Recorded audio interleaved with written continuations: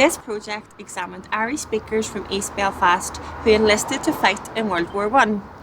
74 soldiers were identified. They lived in the working class communities around Ballymacarrett and worked in the local factories and the shipyard. They included family groups, neighbours and workmates.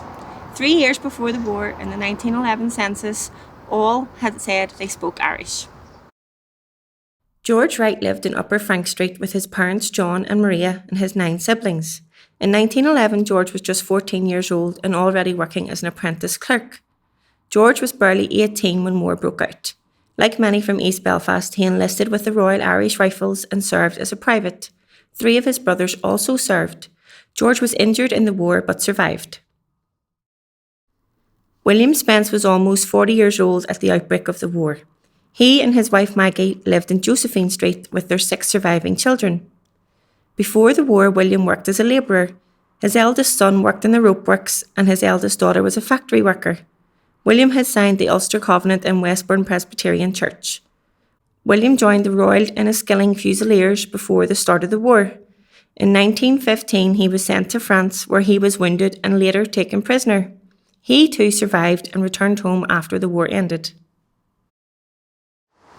Not all of our soldiers were so fortunate. 17 of them died during the war, 5 at the Battle of the Somme and most of the others at other parts of France and Flanders, and some as far away as Gallipoli.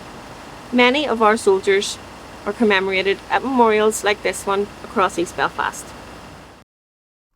Gerald King was the second eldest of 5 sons of Martin and Kathleen King. In 1911, the family lived in Westbourne Street.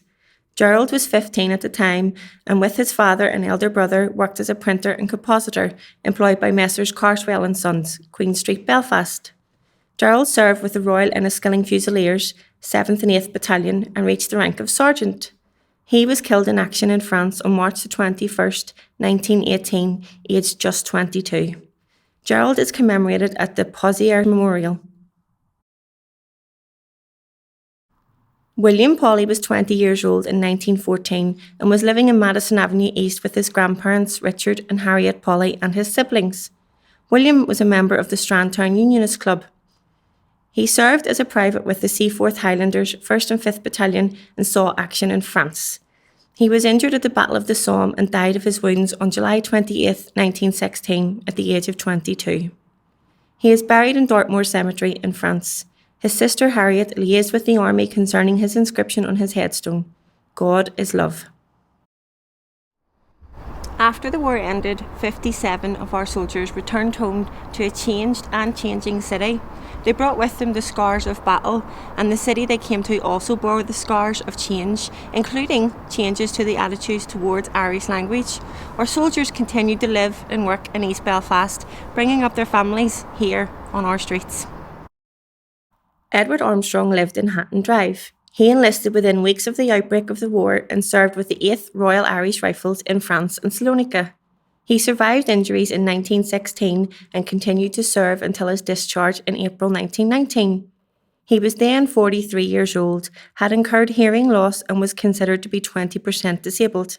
He returned to his wife Mary and their 3 young children at their home on Hatton Drive, where he continued to live until at least 1932.